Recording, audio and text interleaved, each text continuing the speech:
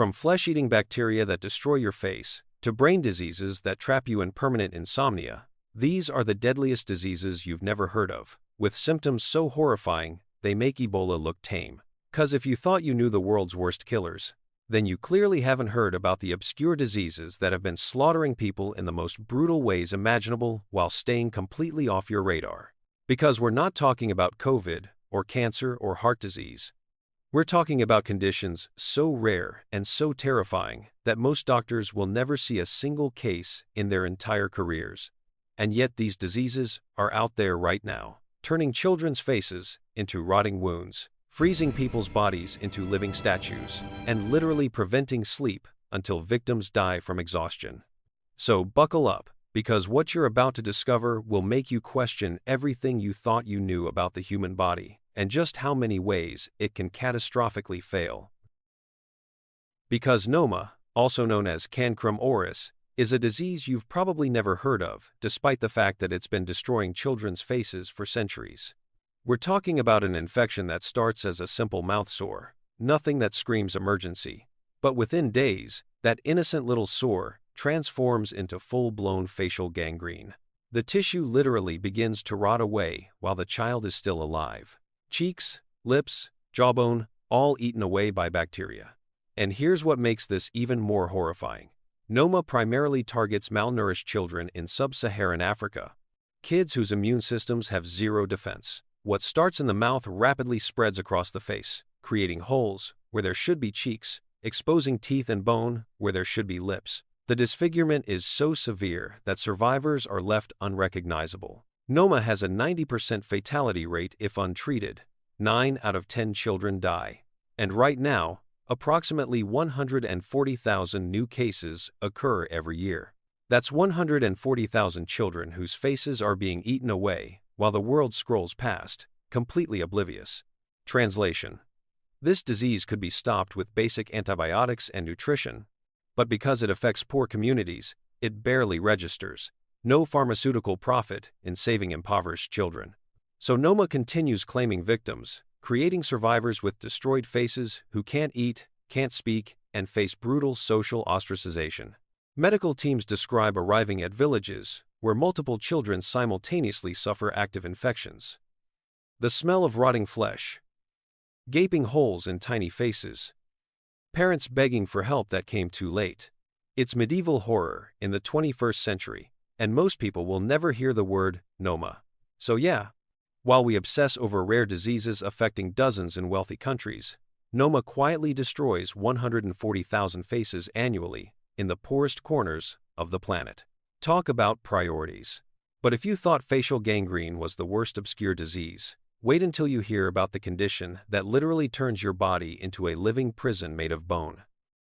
Because fibrodysplasia ossificans progressiva, mercifully shortened to FOP, is a condition where your body's healing mechanism goes haywire and starts turning your soft tissue into bone, and I mean literally. Muscles, tendons, ligaments, all transforming into a second skeleton that slowly imprisons you. Imagine you're 5 years old, and you bump your shoulder on the playground. Normal kid stuff. Except for you, that minor injury triggers catastrophe. Your body's repair system kicks in, but instead of healing the bruise, it starts building bone where bone should never exist. Within weeks, your shoulder fuses, your arm locks, and nothing can stop it. Here's the nightmare twist. Surgery to remove extra bone triggers more bone growth. Doctors learned this the hard way when they'd operate to free joints, only to watch even more bone form. Translation: trying to fix FOP makes it exponentially worse. The disease punishes you for fighting back. So what do? You live in constant fear of injury. A fall, a bump, even an injection can trigger another wave of ossification. FOP patients can't play sports, can't roughhouse, can't even get dental work without risking their jaw fusing shut permanently. One wrong move could lock another body part forever. This affects approximately 2 million people, fewer than 1,000 cases worldwide. But for those unlucky few, it's a progressive nightmare beginning in childhood. Some victims end up frozen sitting, others locked standing. Their bodies become living statues, mobility stolen piece by piece. The cruel part: FOP patients remain completely mentally sharp. They watch helplessly as their bodies betray them, as range of motion shrinks year by year, as turning their head or bending their arm becomes impossible. Trapped inside increasingly rigid prisons made from their own tissue. Medical science has essentially thrown up its hands. No cure, no effective treatment. Once your shoulder fuses, it's fused forever. Once your spine locks, you're stuck in that position for life. Talk about your body becoming your enemy. And these diseases don't just attack the body. Some literally destroy your mind while you're still conscious enough to know it's happening. Because fatal familial insomnia is exactly what it sounds like, and it's worse than you imagine. You're in your late 40s, living normally, when suddenly you start having trouble sleeping. Nothing dramatic at first, just restless nights. You figure it's stress, try sleeping pills. But nothing works. Nothing. The insomnia gets progressively worse until you're barely sleeping at all. Maybe an hour here, 30 minutes there, never restful. And as sleeplessness continues, your mind unravels. Vivid hallucinations, intense panic attacks, paranoia that feels real even though some part of you knows it isn't. Your family watches you deteriorate. You lose weight rapidly because your metabolism goes haywire. Uncontrollable sweating, elevated blood pressure, dilated pupils, and through all this, you remain painfully conscious of what's happening. You can feel your mind breaking in real time. Doctors run every test, brain scans, blood work, sleep studies. Nothing explains this catastrophic collapse. They try stronger medications, antipsychotics, experimental treatments. Nothing makes the slightest difference. Your brain has lost the ability to sleep, and without sleep, it destroys itself. Fatal familial insomnia is caused by prions that target the thalamus, the brain region regulating sleep. These prions eat holes in your tissue, creating sponge-like texture visible only in autopsy. Once they start spreading, nothing stops them. No medication, no treatment, no intervention. From symptom onset to death, 7 to 36 months, 1 to 3 years of worsening insomnia, psychological breakdown, and physical deterioration, all while fully aware you're dying and nothing can help. You watch yourself lose your mind in slow motion. And here's the genetic nightmare. FFI is hereditary. If your parent has the mutation, you have a 50% chance of inheriting it. A coin flip determines whether you live normally or die a sleepless death in middle age. Some families have traced this curse back generations, watching it skip some siblings while claiming others. The disease was first identified in an Italian family in the 1700s, though doctors didn't understand it until the 1982nd. For centuries, this family watched relatives go mad from sleeplessness, dying agonizing deaths no one could explain. Even now, the best doctors offer is hospice care and sympathy. They can't save you. But at least with FFI, doctors eventually figured out what was happening. This next disease mimics so many conditions that patients die before anyone realizes what killed them. Because acute flaccid myelitis sounds like medical jargon nobody needs to worry about until you realize it turns healthy children into paralyzed patients practically overnight. And doctors still can't figure out what causes it. Your kid wakes up complaining their arm feels weak. Not painful, just weak. You figure it's nothing, send them to school. By afternoon, they can't lift their arm. By evening, weakness has spread to other limbs. By next morning, you're rushing to the ER because your child can't move their legs and struggles to breathe. Doctors run test after test. MRI shows spinal cord inflammation that looks eerily like polio. But polio was eradicated decades ago. They test for West Nile, negative. Enterovirus, inconclusive. Guillain-Barré, doesn't fit. The medical team cycles through diagnoses while your child deteriorates. This is acute flaccid myelitis. The disease primarily attacks children under 10, causing sudden limb weakness that progresses to full paralysis within hours or days. Some kids lose arm movement. Others can't walk. Worst cases affect breathing muscles, requiring mechanical ventilation. And here's the frustrating part. AFM mimics multiple conditions, making diagnosis nearly impossible. Virus? Maybe. Autoimmune response? Possibly. Environmental trigger? Who knows? The CDC has tracked cases since 2014, identifying a disturbing pattern. Every 2 years, there's a spike. 2014 saw a surge. 2016, another wave. 2018, the biggest outbreak with over 230 confirmed cases. The biennial pattern suggests some seasonal or viral trigger researchers still haven't identified. Most children who contract AFM don't fully recover. The paralysis is often permanent or only partially improves. Kids running and playing one day are left with useless limbs, requiring assistive devices for life, and parents get the gut-wrenching knowledge that modern medicine can't tell them why or how to fix it. Treatment options are basically non-existent.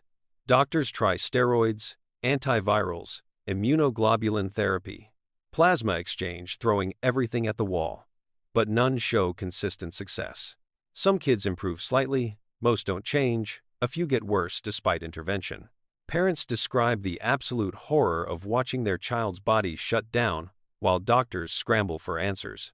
One day soccer and bikes, the next in intensive care with machines helping them breathe, unable to move half their body. Nobody can explain why or promise improvement. That's the nightmare of AFM. Sudden onset, devastating consequences. Medical science with its hands up saying, "We don't know." The CDC maintains a case registry, desperately seeking patterns. But with only a few hundred cases per outbreak spread nationwide, solid conclusions remain impossible. Too rare to study extensively. Common enough that every pediatric hospital has probably seen at least one case. And if sudden paralysis wasn't terrifying enough, some diseases don't just attack your body. They completely rewrite who you are, stripping away your personality while your family watches the person they loved disappear. You thought losing your body or mind was worst case? Meet Kuru, the laughing death, a disease so bizarre it sounds fictional. Except it actually happened, and the last victim died in 2009. Kuru emerged among the 4 people of Papua New Guinea, transmitted through mortuary cannibalism. Family members consumed deceased relatives' bodies as an act of respect. Women and children, who handled preparation and ate brain tissue, contracted the disease. That's where the prions were hiding. Here's what happened. Kuru had an incubation period lasting decades, up to 60 years in some cases. You could participate in a funeral feast as a child and not show symptoms until your 60 seconds. But once symptoms appeared, progression was horrifyingly predictable. It started with uncontrollable tremors and difficulty walking. Then came the distinctive symptom, pathological laughter, and uncontrollable emotional outbursts.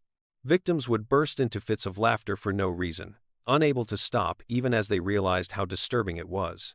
Translation: your brain's emotional regulation was being eaten by misfolded proteins, turning serious moments into nightmare comedy shows. Family watched loved ones laugh uncontrollably, while simultaneously losing the ability to stand, swallow, coordinate movements. The juxtaposition created a uniquely horrifying spectacle. As Kuru progressed, victims lost all muscle coordination, couldn't walk, feed themselves, perform basic functions. Tremors became constant.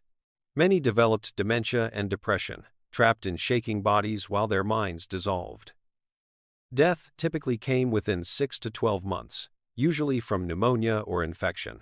The breakthrough came in the 1950 seconds, when Carlton Gajdusek investigated this mysterious epidemic decimating the 4 population. He noticed Kuru primarily affected adult women and children, rarely adult men. That demographic pattern was key. Men didn't consume brain tissue the same way. Gajdusek connected the disease to funeral cannibalism and identified it as a transmissible spongiform encephalopathy, similar to Creutzfeldt-Jakob and mad cow disease. His work earned him the 1976 Nobel Prize and fundamentally changed disease understanding. Kuru proved proteins alone, without genetic material, could be infectious. Before Kuru, scientists thought you needed DNA or RNA to transmit disease. Discovering prions' rogue misfolded proteins that corrupt healthy proteins opened an entirely new disease category. But here's what makes Kuru's story haunting. Once the 4 stopped practicing mortuary cannibalism in the early 1960 seconds, new infections stopped.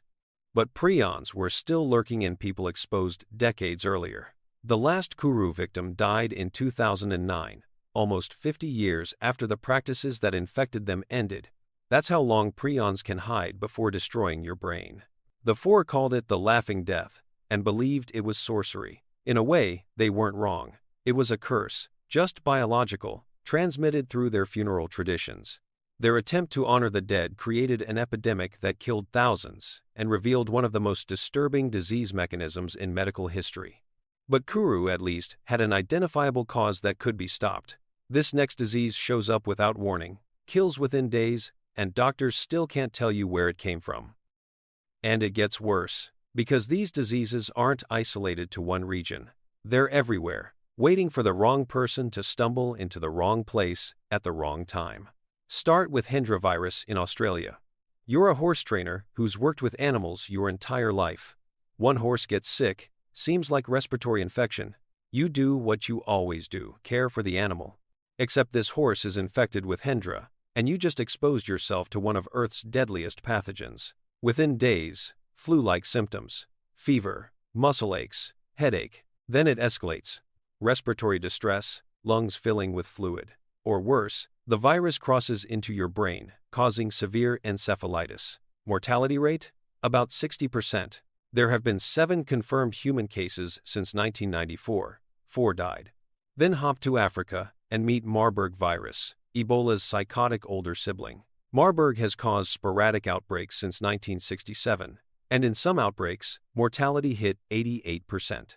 Translation: 9 out of 10 died horrible deaths. Marburg is a hemorrhagic fever virus causing severe internal bleeding, organ failure, vascular collapse. Victims bleed from eyes, nose, gums, internal organs simultaneously. Transmitted through fruit bats, but human-to-human transmission through bodily fluids makes containment nearly impossible. But here's where things get nightmarish. Balamuthia mandrillaris is a brain-eating amoeba living in soil and water worldwide. Not just tropical regions, not just developing countries everywhere. This microscopic organism enters through skin wounds or by breathing contaminated dust. Then, it slowly makes its way to your brain, where it destroys tissue over weeks to months. Symptoms start vague. Headaches, nausea, personality changes you might attribute to stress. But as the amoeba feasts on brain tissue, symptoms intensify. Seizures, severe confusion, paralysis, coma. By the time doctors figure it out, it's almost always too late. Fatality rate over 95%. Out of few hundred documented cases since 1986, only a handful survived, most with permanent neurological damage. What makes Balamuthia terrifying is diagnosis difficulty. Symptoms mimic brain tumors, bacterial meningitis, viral encephalitis. Most cases are only confirmed during autopsy. Doctors literally don't know you have a brain-eating amoeba until they're examining your corpse. Even in rare cases diagnosed while alive, treatment options are extremely limited and rarely successful. So you've got Hendra turning Australian horse trainers into statistics, Marburg causing hemorrhagic nightmares across Africa, and Balamuthia lurking in dirt worldwide, ready to eat your brain if you get contaminated soil in an open wound. These aren't ancient plagues. These are modern threats that can strike anywhere, anytime, with mortality rates that make COVID look mild. And here's the thing that should really keep you up at night. These diseases aren't ancient history. They're still out there right now, still claiming victims, and some are getting closer to populated areas thanks to climate change and human encroachment into wild spaces. Because while you were scrolling Instagram in 2023, Nipah virus was killing people in Kerala, India, and the global health community was quietly freaking out about what happens if this thing learns to spread efficiently between humans. Nipah is transmitted through fruit bats and pigs, but also person to person through bodily fluids. Mortality rate, 40% to 75% depending on outbreak. No vaccine, no treatment. When Nipah hits, doctors provide supportive care and hope. In the 2023 Kerala outbreak, officials went full containment, contact tracing everyone, quarantining villages, shutting schools, because they know what happens when Nipah gets loose. Here's why this matters. Climate change is pushing disease vectors into new territories. Warming temperatures mean fruit bats are expanding ranges, moving into areas where they've never lived, bringing viral cargo. Deforestation forces wildlife closer to humans, creating more spillover opportunities where animal diseases jump to us. That bat deep in the forest? Now it's roosting near your house, because we cut down its habitat. And it's not just bats. Mosquitoes carrying tropical diseases move north. Ticks expand ranges, bringing Lyme to places that never worried about it. Diseases contained to specific regions are becoming global threats because the planet changes faster than surveillance systems adapt. Then globalization accelerates everything. Someone gets infected with a novel pathogen in rural Asia, and within 24 hours, they're on a plane to New York, London, Dubai, Sydney. They might not show symptoms yet, but they're already spreading it through airports, touching surfaces, breathing in enclosed spaces with hundreds of travelers. By the time anyone realizes there's a problem, the disease hopped continents. And here's what should terrify you. Many countries have massive gaps in disease surveillance. Rural outbreaks go unreported for weeks or months. People die from mysterious illnesses and get buried without anyone figuring out what killed them. No testing, no documentation, no warning. Outbreaks get big enough to trigger alarms, it's too late. This isn't paranoid speculation. This is exactly what happened with COVID-19. Novel coronavirus jumped from animals to humans, and within months, it was everywhere. Overwhelming hospitals, crashing economies, killing millions. And COVID has a relatively low mortality rate compared to these obscure diseases. Imagine if something with Nipah's 75% mortality achieved COVID's transmissibility. Imagine if Marburg spread like flu. The WHO maintains a priority disease list, including Disease X, a placeholder for the next pandemic threat we haven't identified yet. Translation: we know there are pathogens out there we haven't discovered, diseases lurking in wildlife that could jump to humans tomorrow. And when Disease X emerges, it might be one of these obscure killers, or something completely new. You're already more connected than you realize. That international trip last year? You passed through regions where these pathogens circulate. That gardening cut? If you dug in soil contaminated with Balamuthia, you could be months from symptoms. Changing climate brings tropical vectors to temperate zones. Mosquitoes and ticks that only existed in faraway places are now potentially in your backyard. But here's what makes this frustrating. The world doesn't take these diseases seriously precisely because they're rare and obscure. And that might be the biggest threat of all. So, what did we learn? First, that diseases you've never heard of can be deadlier than ones dominating headlines. Noma, FOP, fatal familial insomnia, acute flaccid myelitis, Kuru, Hendra, Marburg, Balamuthia, Nipah, these aren't curiosities. They're active threats most people will never know exist. Second, knowledge is your defense. If you develop weird symptoms doctors can't explain, don't accept "we don't know" as final. Advocate for yourself. Push for additional testing.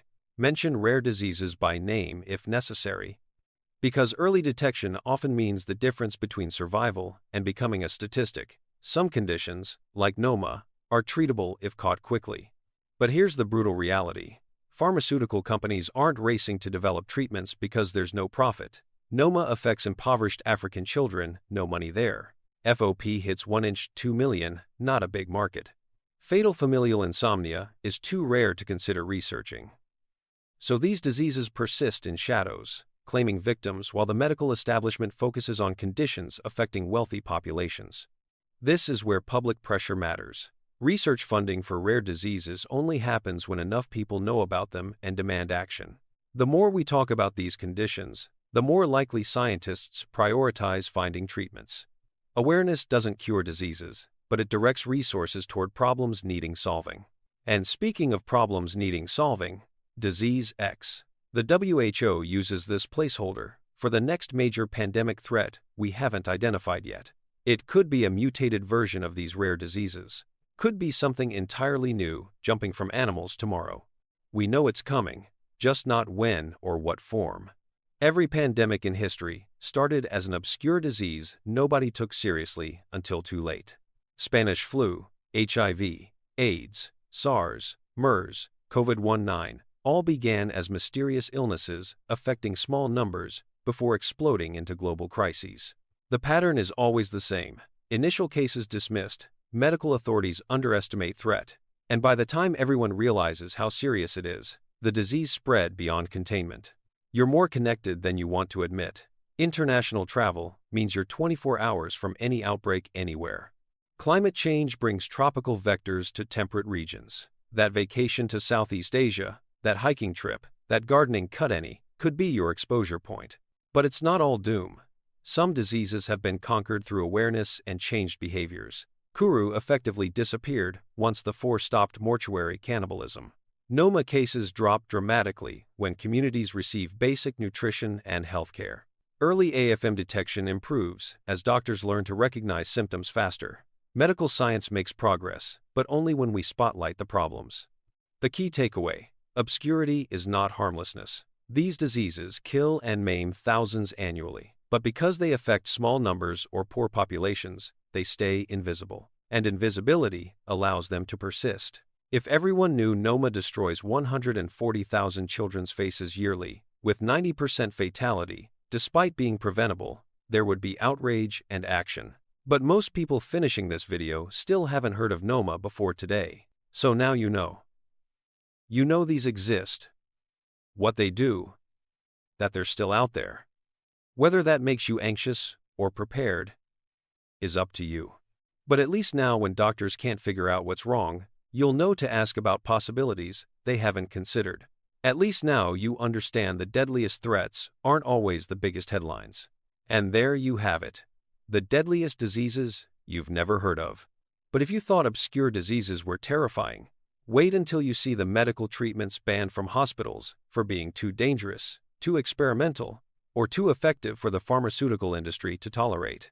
So click this video right here to discover the forbidden cures that could have saved millions. Or else I'm reporting you to the CDC.